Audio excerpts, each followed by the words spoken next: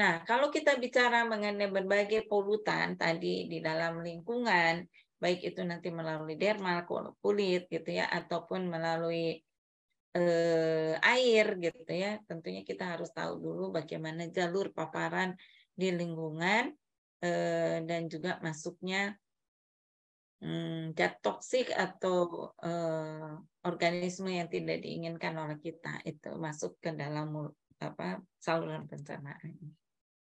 Baik, Bapak dan Ibu sekalian, kita bisa lihat gambar ini ada yang paparan melalui makanan, begitu ada sayur-sayuran, kemudian ada daging, ya, kemudian dairy product, ada ikan, kemudian juga ada air untuk minum, begitu ya. Ini semua tentunya bisa saja terkena oleh polutan-polutan yang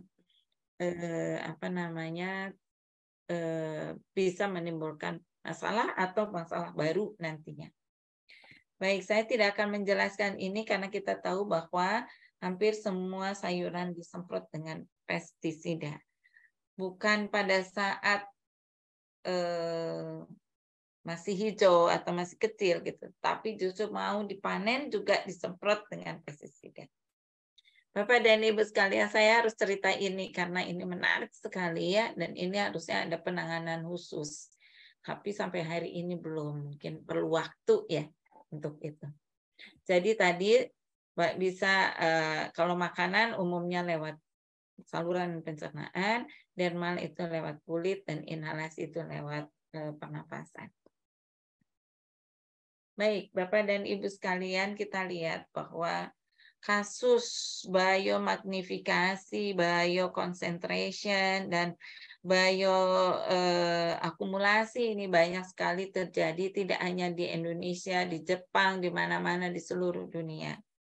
Tapi yang paling menghebohkan zaman dulu gitu, itu adalah merkuri yang ada di dalam perairan Minamata. Jadi itu juga menjadi masalah dunia karena dibuangnya limbah dari beberapa industri yang mengandung Hg. Dan kita tahu bahwa di dalam lingkungan ini bisa terjadi tidak hanya bioakumulasi, tetapi juga bisa berubah, mengalami transformasi. Hg0 atau Hg elemental ini keluar dari bersama dengan limbah, kemudian dia akan mengendap karena dia logam berat gitu ya, merkuri ini, dan dia akan berada di dalam lingkungan, dalam hal ini adalah sedimen, dan di dalam sedimen bisa berubah menjadi organik Hg atau Hg organik begitu ya. Contohnya adalah metil Hg. Nah, kita lihat saja bahwa kejadian-kejadian terkait dengan paus yang mati ya, itu selalu dibuka, selalu ada plastik, dan plastik itu tidak 1-2, tidak mikro atau nano, tetapi juga makro. Jadi kita bisa lihat bungkus permen atau bungkus coklat atau bungkus sabun gitu, itu bisa masuk dalam perut ikan paus. Sungguh mengkhawatirkan keadaan seperti ini. Jadi kita juga harus peduli bahwa lingkungan kita ini memang harus kita perbaiki. Baik, Bapak dan Ibu sekalian, minggu-minggu lalu kita lihat, kita dengar bahwa air pollution atau polusi udara menimbulkan masalah perubahan udara di kota Jakarta. Tidak hanya kota Jakarta saja ya sebetulnya, tetapi Tangerang, ya, Botabek, termasuk Bandung. Hanya Bandung tidak diekspos begitu ya, sehingga tidak tahu kondisinya seperti apa. Kemudian kita lihat juga bahwa angka kematian, kemudian angka kematian anak atau angka penyakit pada anak begitu ya, itu juga meningkat. Dan kita lihat juga bahwa berbagai macam parameter ya, dalam hal ini termasuk mikroplastik, termasuk partikulat matter, termasuk SOx, termasuk organic compound begitu ya, itu juga akan mendominasi. Jadi angka-angka penyakit ini bisa bermacam-macam Bapak Ibu. Dari gambar ini saja saya bisa cerita banyak. Yang pasti kalau dia pencemaran udara, kita tidak bisa memilah. Pergi ke sana, jangan dekat hidung saya, jangan dekat rumah saya, jangan dekat daerah saya. Tidak bisa ya. Jadi mau tidak mau polusi udara ini lebih banyak terhirup oleh sistem pernapasan kita. Jadi kita lihat dari sini bahwa ada permasalahan pada saluran pernapasan. Dan tidak hanya itu, ternyata gitu ya, kalau kita perhatikan gas-gas ini juga bisa menimbulkan kelainan atau kerusakan pada jantung gitu ya, kemudian pada saluran pencernaan yang lain, termasuk juga liver atau hati, termasuk juga ginjal ya. Jadi kalau kita lihat tidak hanya kita melihatnya dari air pollution saja, tapi kita harus melihat keseluruhan dari lingkungan. Saya selalu mengatakan pada mahasiswa saya bahwa kita tidak bisa memilah. Di udara tidak ada air, di air tidak ada udara, di tanah tidak ada udara atau tidak ada air. Kita tidak bisa memilah seperti itu. Jadi kita lihat contohnya di sini, saya ingin menunjukkan pada Bapak Ibu, ternyata di dalam tanah itu ada berbagai kontaminan, salah satunya adalah saya langsung aja ke PCB. Ya. Dan ini akibat tidak hanya akibat dari limbah padat saja, tetapi juga limbah cair. Luar biasa. Jadi ya kita harus lebih waspada lagi. Walaupun COVID sudah berhenti, kita tetap baiknya menggunakan masker agar virus lain yang sudah bermutasi ataupun virus yang terkait dengan COVID ya, coronavirus itu tidak langsung masuk ke dalam saluran pernafasan kita. Baik. Bapak dan Ibu sekalian, saya tidak akan banyak menjelaskan ini, tapi paling tidak pencemar-pencemar di udara bervariasi ukurannya. Jadi bisa saja di atas 5 mikron. Dan kalau kita bicara mengenai pencemar-pencemar di udara ini bisa otomatis langsung masuk ke dalam saluran pernafasan. Jadi kita lihat juga bahwa saat COVID itu orang mengatakan bahwa ini bukan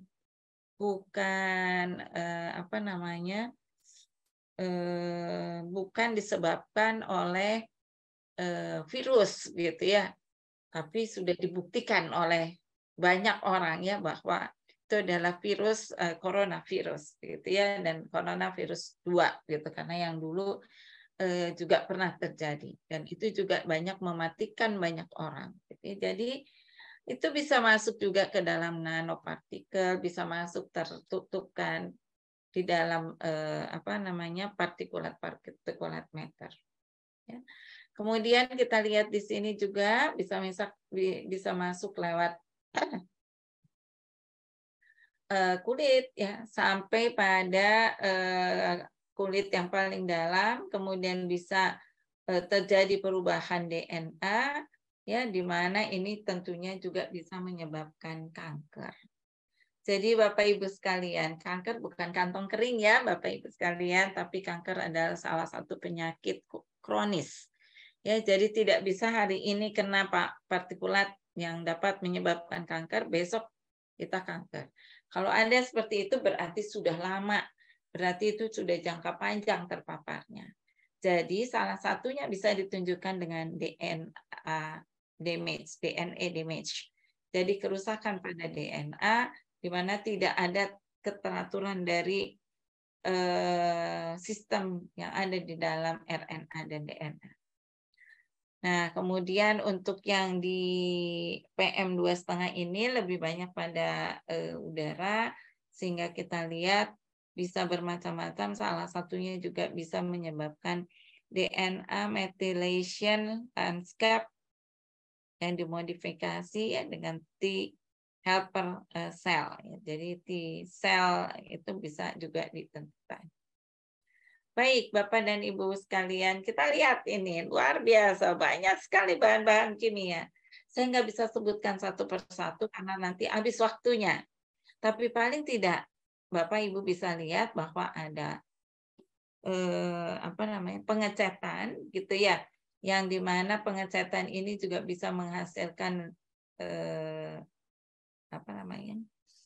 logam berat. Ya, kemudian kita lihat di sini cat gitu ya, atau barangkali bensin, bisa juga plastik dan lain-lain. Ini adalah sumbernya gitu ya. Kalau sementara ini yang sebelah kiri ini adalah zat-zatnya.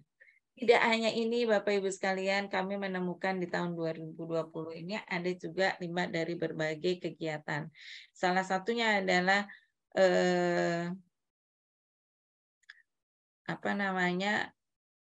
kita lihat di sini akibat dari sunscreen agent. Jadi akibat dari cahaya matahari yang luar biasa teriknya gitu ya. Jadi ini juga bisa menimbulkan permasalahan yang tentunya pada aspek-aspek kesehatan masyarakat. Jadi perlu diketahui oleh Bapak Ibu sekalian bagaimana kondisi kesehatan di Indonesia. Jadi kita lihat di sini kita bagi dua. Penyakit itu ada penyakit menular dan ada penyakit yang tidak menular. Kalau penyakit menular disebabkan oleh agent yang spesifik. Jadi misalnya ada yang dikatakan dengan true waterborne disease. Betul-betul adalah dari air, adanya di air. Ya. Sehingga agent atau penyebab penyakit itu bisa berada di air. Bisa berkurang? Tidak bisa. Tapi kalau saja kesadaran masyarakat kita itu sama, gitu ya, mungkin bisa saja. Kemudian penyakit menular ini biasanya penyakit yang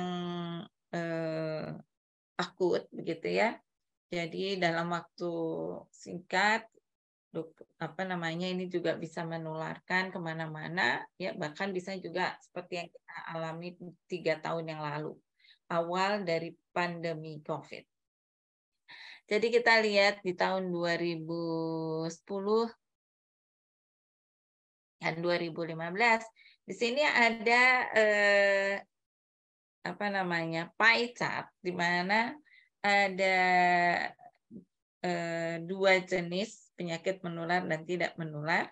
Yang tentunya penyakit menular dan yang tidak menular ini bisa diklasifikasikan. Jadi 2010 ya itu bermacam-macam penyakit menular. Dan ini kita lihat penyakit yang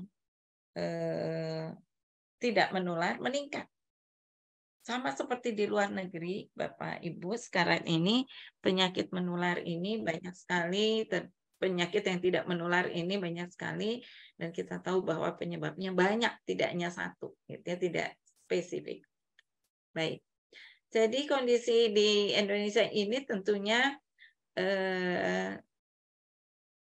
kita tahu bahwa bisa terjadi pada masyarakat umum, gitu ya.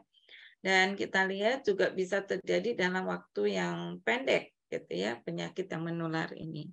Sementara penyakit yang tidak menular, kita lihat jangka panjang, gitu ya. Dan di sini Sutrisno ini juga mengemukakan bahwa, dan US ini menatakan bahwa penyebab kematian di Indonesia didominasi dari penyakit yang tidak menular, namun tidak terlepas dari aspek kesehatan lingkungan. Ya, tentunya semuanya masuk dalam aspek kesehatan lingkungan. Oke. Jadi kemudian kita lihat perubahan lingkungan ini juga terjadi, dan PTM atau penyakit yang tidak menular ini juga harus kita waspadai karena seringkali kita kecolongan gitu ya. Jadi kita tidak pakai masker, kita berdekat-dekatan, kita beraktivitas gitu. Sementara ini yang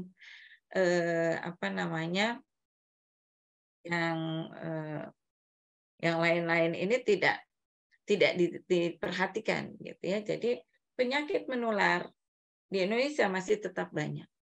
Sementara penyakit yang tidak menular ini juga akan meningkat gitu ya.